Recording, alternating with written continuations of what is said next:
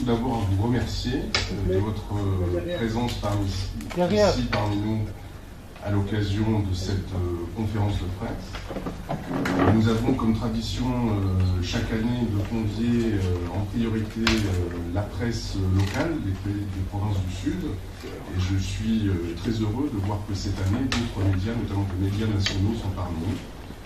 Nous aurons naturellement l'occasion d'avoir d'autres échanges au cours de ce forum, des interviews de notre fondateur, l'ambassadeur Jean-Paul Courteron. Et de moi, nous serons à votre disposition autant que nous pourrons pour pouvoir répondre à toutes vos questions. Ce qui nous réunit ici aujourd'hui, c'est le lancement de la 5e édition du Forum de Crans-Montana à Dakhla, placé cette année encore sous le haut patronage de Sa Majesté le Roi Mohamed VI. Et je suis particulièrement heureux de voir les délégations commencer à arriver vers Dakhla. Je peux vous dire que les hautes personnalités sont au rendez-vous. Certaines sont déjà arrivées dans la matinée, beaucoup vont encore arriver demain.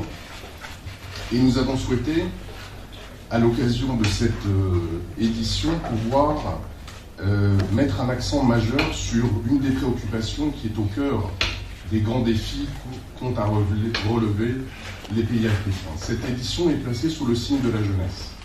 Nous souhaitons pouvoir célébrer en quelque sorte la jeunesse africaine. De nombreuses thématiques seront au programme.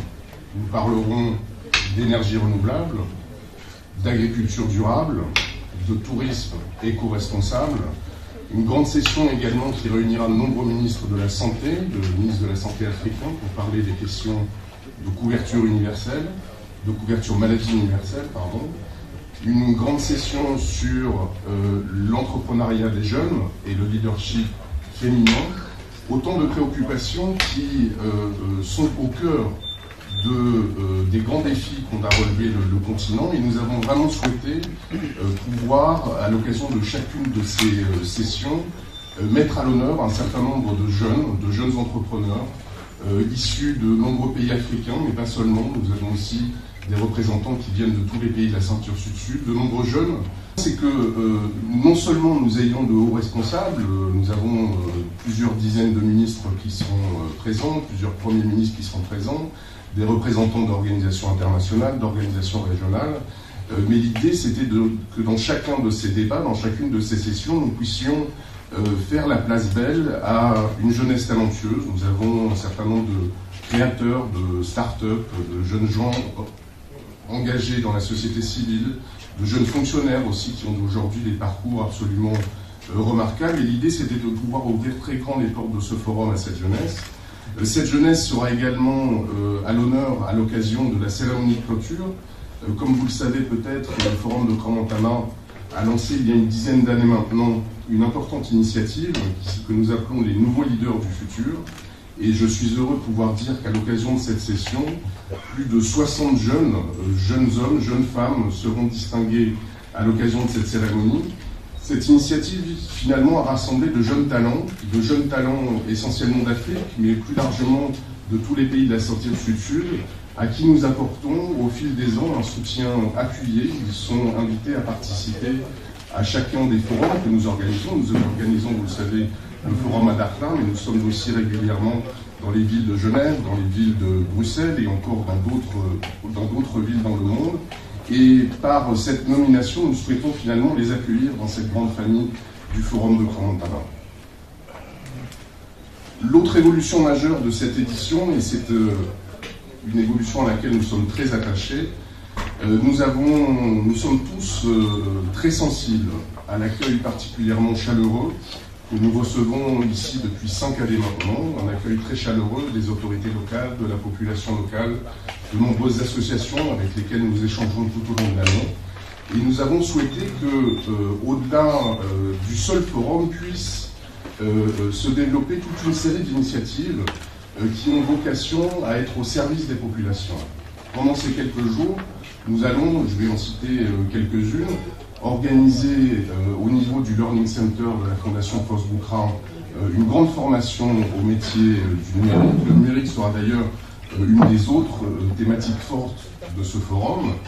Nous allons organiser aussi une campagne médicale spécialisée avec un certain nombre de spécialistes qui viennent pendant ces quelques jours pour pouvoir dispenser des consultations. Nous organiserons dès demain une réunion d'associations de jeunes africains qui représentent près d'une trentaine de pays et qui viendront ici débattre justement du rôle de ces organisations dans le développement du continent, et ensuite toute une série de manifestations sportives, notamment avec la Fédération marocaine de judo, culturelles. Je sais que toute une série de spectacles, de concerts sont prévus dans la ville de Dakhla pendant tous ces quelques jours, pour que Dakhla soit toujours cette ville en fête qui nous accueille toujours avec beaucoup de chaleur. Et je dois ici vous dire, au nom de toute notre organisation, le plaisir que nous avons à vous retrouver cette année ici encore.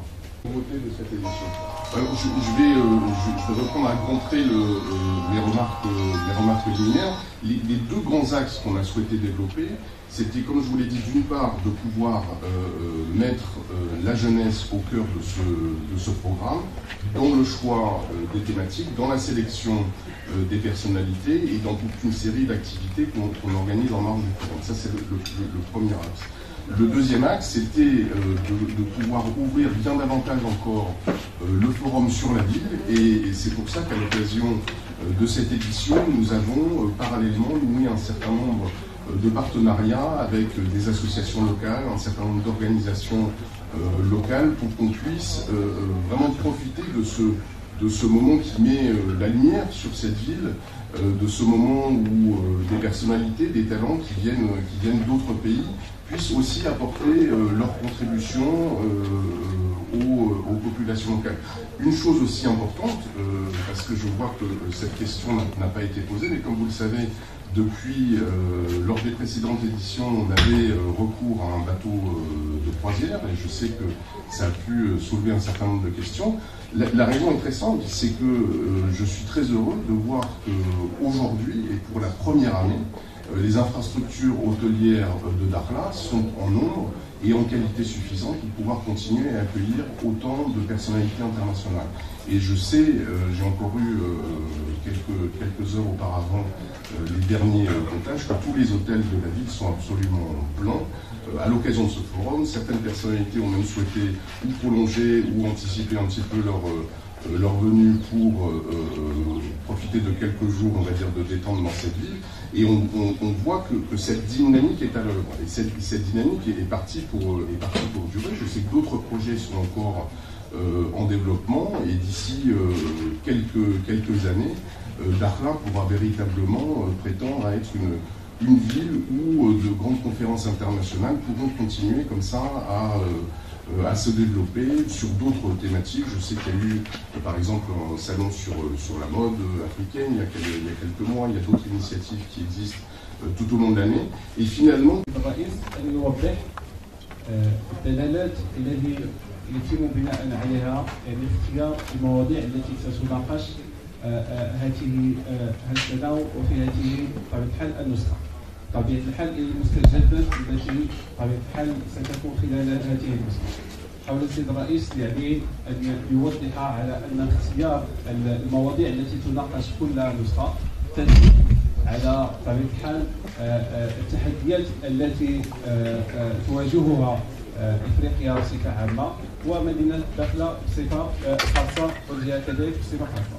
اذا هذه النسخه شددت وبكثير على قضايا الشباب والمراه، على الشباب المقاول ورياده المراه، بطبيعه الحال على ادماج الشباب في اتخاذ القرار وفي المناصب المسؤوليه كذلك. السيد الرئيس حاول ان يوضح السنه يعني لم يتم بطبيعه الحال القيام باخذ الباخره التي تأوي عدد كبير من الضيوف بطبيعه الحال، ووضح كذلك وبرر ذلك بتقويه وتطوير بطبيعه الحال البنيه التحتيه بمدينه داخله. ومدينه داخله بطبيعه الحال اصبحت تتقوى بالبنيه التحتيه ووحدات فندقيه مهمه قادره على استقبال عدد كبير بطبيعه الحال، وقادره على تلبيه الطلب بطبيعه الحال متزايد في الاقامه الى غير ذلك. فاليوم بطبيعه الحال يشهد على مدينه الداخله، وخلال هذه السنه اكيد تم تدشين عدد كبير من الوحدات الفندقيه التي من خلالها بطبيعه الحال يمكن ان تأوي كل المشاركين وكل الضيوف بطبيعه الحال بمدينه الداخله.